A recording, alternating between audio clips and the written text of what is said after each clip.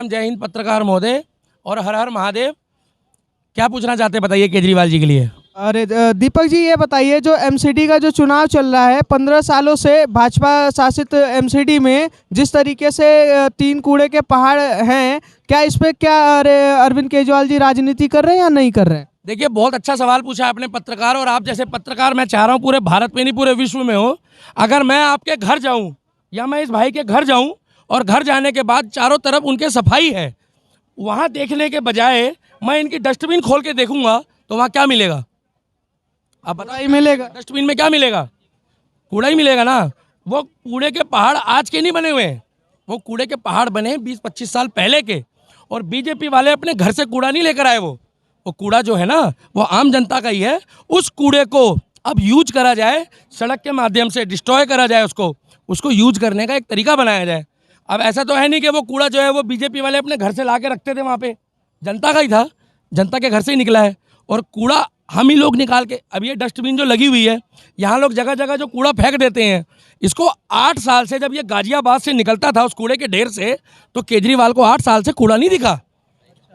वो गंगा माई के ऊपर से ये कम से कम 10,000 बार निकल गया होगा, उसको वो गंगा का झाग नहीं दिखा, यमुना का झाग नहीं दिखा, यमुना माई का, मगर उसको कूड़े का ढेर दिख गया। आप जैसे ही पत्रकार ने कह दिया कि कोई स्क्रिप्ट दो खाली बैठे बैठे, उन्होंने बोला कि कूड़े का ढेर ले लो, तो कूड़े वाला दिमाग है, कूड़े का ढेर वो खुद है, तो सबसे पहले वो कूड़े के ढेर में खड़ा हो गया जाके, और कूड़े का ढेर खुद कह रहा है कि मेरे से बड़ा प्रदूषित कूड़ा आ गया। पर ये बताइए कि 15 सालों से जो एमसीडी एमसीडी में भाजपा का राज है, तो क्या बदलाव आने से एमसीडी में कुछ तो बदलाव आएगा ही, तो मौका तो देना चाहिए। हमारे पूर्वी जिले के गौतम गंभीर जी जो सांसद हैं, उन्होंने भारत का झंडा जो है ना वो पाकिस्तान के भी छक्के छुड़ाए हैं, साउथ अफ्रीका के भी छुड़ाए। जब वो क्रिकेट के मैदान पे उतरते थे ना, गौतम गंभीर जी इंडियन ओपनर रहे हैं, वो किसी परिचय के मुताज नहीं है। अगर आज उनको मोदी सरकार ने मौका दिया काम करने का, तो जिस टाइम पे ये कह रहे थे ना केजरीवाल जी कि हम ना पहला क्या कहते हैं एयर प्यूरीफायर सिस्टम लगाया है, हवा को साफ करने वाला, तो पहला वो लगा चुके थे।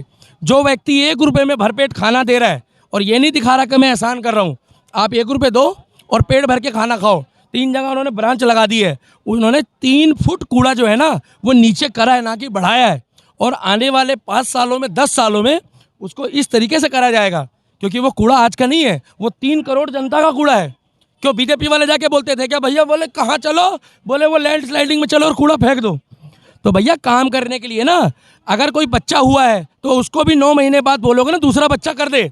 आज मोदी जी को 8 साल दिए हैं, 8 साल 7 साल में अब तुम चाहते हो कि 70 साल की गंदगी निकाल दे, तो ये नहीं हो सकता।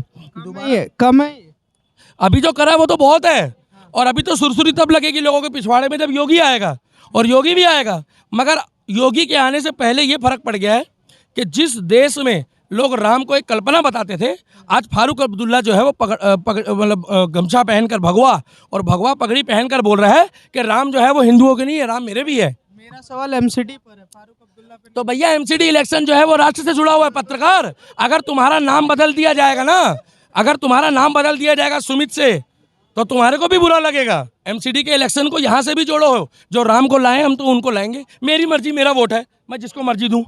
आपको कोई दिक्कत है तो दिक्कत बताओ, तो बस फिर आगे पूछो। पर ये बताइए, केजरीवाल जी कह रहे हैं जिस तरीके से एमसीडी नहीं कितना क्लोज हो, मैं केजरीवाल जी नहीं बोलता। केजरीवाल के चमचे चमचे। हाँ, आप जब उस व्यक्ति को बोलते हो, वो मोदी जी के लिए तरह तरह की बात। जो ईडी के छापे, सीबीआई के छापे अभी लगवाए जा रहे हैं इलेक्शन टाइम पे। इलेक्शन टाइम से नहीं लगे हैं, 3 साल से लग रहे हैं, 3 साल से लग रहे हैं। और जिनके यहाँ लग रहे हैं तो अभी सामने अरे पश्चिम बंगाल भूल गए हो, पश्चिम बंगाल में शिक्षा मंत्री के घर में ना 20 किताबें नहीं मिली, मगर भाई साहब 50 करोड़ रुपए मिल गए।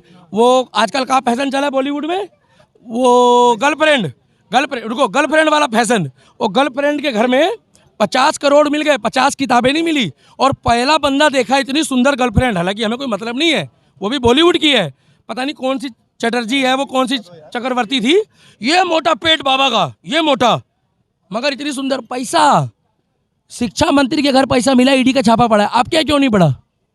और मसाज पार्लर खोल दिया है, मसाज पार्लर खोलने का मतलब है जैसे ठेके खोले गए हैं दिल्ली में ना जगह जगह, वैसे ही जगह जगह मसाज पार्लर खुलेंगे। एक बात का तो फायदा हो जाएगा लोगों को कि तेल कंघी चटाई की डिमांड बढ़ जाएगी। पर भाजपा अगर आती है वापसी तो आएगी। नहीं कहाँ से आए हो? जिस बंदे ने आमिर खान का बहिष्कार करके और 100 करोड़ लोगों को जगा दिया, 150 करोड़ लोगों को, कि भैया लाल सिंह चड्ढा नहीं देखनी। बदलाव अगर आता है तो ये बताइए, अगर भाजपा आती है तो 15 सालों में ऐसा क्या नहीं कर पाएगी जो 5 साल में करके दिखा रही है? बता तो रहे आएगी वो। भैया सुनो, मैं एक बात बताऊं, बीजेपी वाले उस नाली की सफाई नहीं कर पाएंगे। पहले सुन लो, जिस नाली में दारू पी के 2 बोतल वाला पड़ा होगा, फिर से मुद्दा यही बना। उठाना पड़ेगा ना। अरे कोई आदमी पड़ा होगा अगर नाले में, तो उसको पहले उठाओगे या नाली की सफाई कराओगे? फिर से मुद्दा यही बनाएंगे ना कि केजरीवाल जी पैसा नहीं दे रहे एमसीडी में, भाजपा अगर आती है तो। अरे ये तो कहने दो, ये बिन पेंदी का लोटा है। अब एक मेयर होगा, एक मेयर को एक मिनट रुक जाओ भाई साहब, आप अपनी फीलिंग भी देना। अभी ये मसाज पार्लर वालों को देना 2 मिनट बाद, पहले मैं पूरा कर लूं।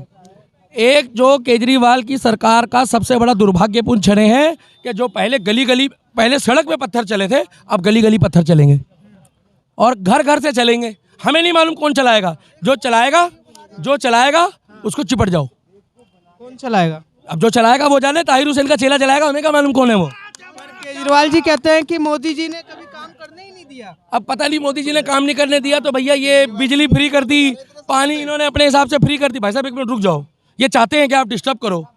ये पत्रकार भी उन्हीं का है। ये सुनो, ये बिजली इन्होंने फ्री कर दी, पानी इन्होंने फ्री कर दिया इनके हिसाब से, बस ये फ्री कर दी। तो मोदी जी ने इनको कहाँ रोक लिया? भाई साहब जगह जगह तो पोस्टर लगे हैं। साला कल पेशाब करने खड़ा हुआ चांदनी चौक में, वहाँ भी फोटो लगी है, नमस्कार मैं अरविंद केजरीवाल, कैसे हो आप? दिल्ली के मुख्यमंत्री करने दो यार, अरे दिल्ली के मुख्यमंत्री देख के तो पेशाब भी नहीं आता। जो काम करेंगे उसका प्रचार करेंगे। तो कहाँ, शौचालय में? अरे कहीं भी करेंगे। शौचालय में भी आप लगाओगे अपना पोस्टर शौचालय में? दिल्ली के मुख्यमंत्री कैसे आदमी हो? अरे रेलवे में भी लगा दो ना, जहाँ पर वो कहते हैं कि शीला का नंबर ये है और श्याम का नंबर ये है, वहाँ भी लगा दो इसका पोस्टर।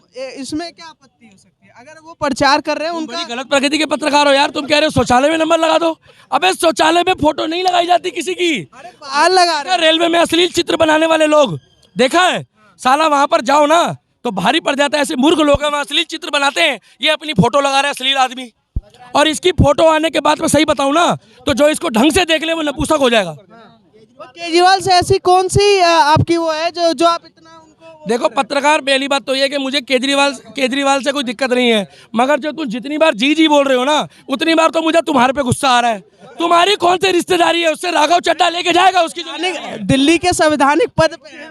अरे सुनिए, संवैधानिक पद में है तो गरिमा तो बनाए रखना पड़ेगा। अरे गरिमा भी ले गया वो, पंजाब वाला गरिमा ले गया। ये बेचारा एक बार घोड़ी चढ़ा है, इसका मुंह बना हुआ, गुरुद्वारे में शादी हुई, हमें कोई दिक्कत नहीं है। ये एक बार, अरे तुम कैसे पत्रकार हो यार, बार बार माइक छीन लेते हो। अरे ये बेचारा एक बार घोड़ी चढ़ा, सीनियर केजरीवाल है, और वहां पर हमारे मुख्यमंत्री भगवंत मान दूसरी बार घोड़ी चढ़ गए। वैसे तो कह रहे हैं बेरोजगारी और महंगाई हो गई है, दूसरी बार घोड़ी चढ़ गए, और ये साइड में बैठा हुआ ऐसे मुंह बना के फूफा कह रहे ठीक कर रहे तू, मैंने दसिया नहीं, ब्याह पक्का कर ली था।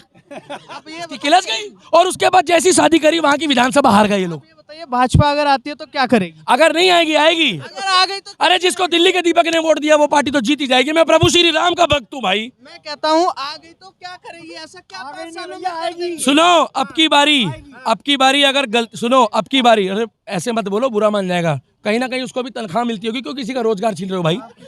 अगर सुनो, नहीं बुरा दिखाएंगे, सबका दिखाएंगे, आप भी बोलो, सब कुछ दिखाओ। अब तो मसाज पार्लर खुलने वाला है, सब कुछ दिखाना पड़ेगा। अब मसाज पार्लर खुलेगा तो आगे से भी होगा मसाज, पीछे से भी होगा, और इन जैसे पत्रकारों को तो पता नहीं कहाँ से मसाज होगा। करेगा भाजपा? तुम्हारा तो रात वाला होगा।